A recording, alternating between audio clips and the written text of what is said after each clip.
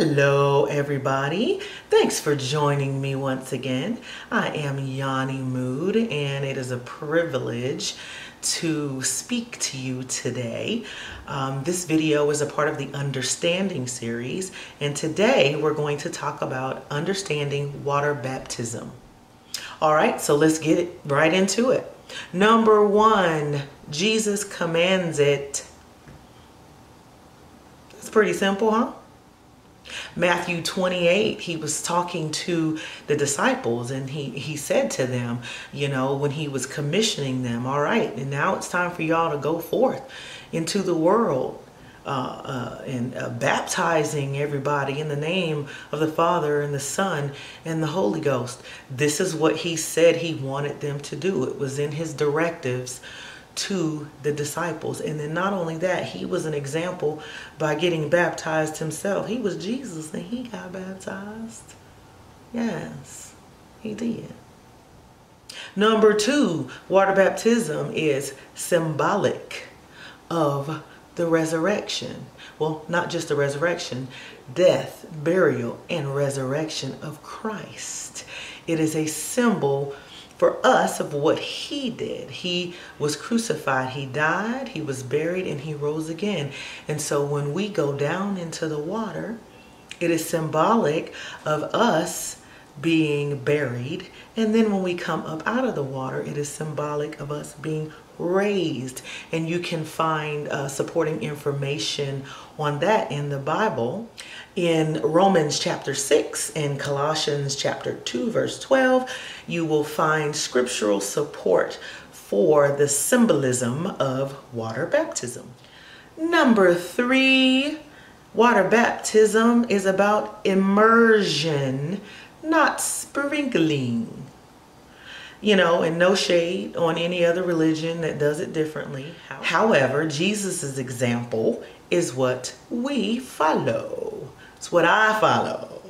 The example of Jesus. Matthew 3:16, if you go there, you will read where Jesus was dipped down into the water, and then the verse says, when he came from up under the water.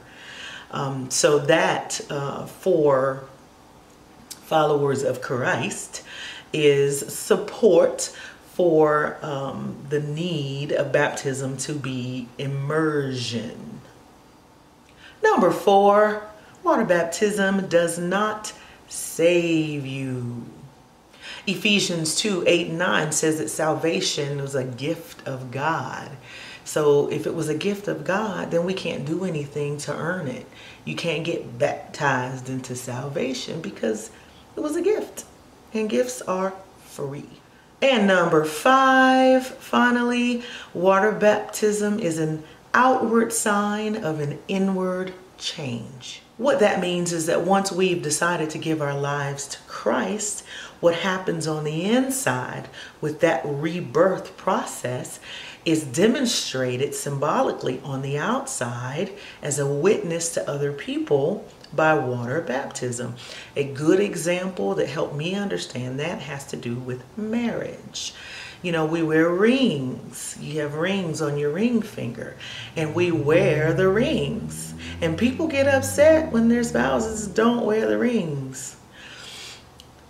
But we know that the ring is not the marriage.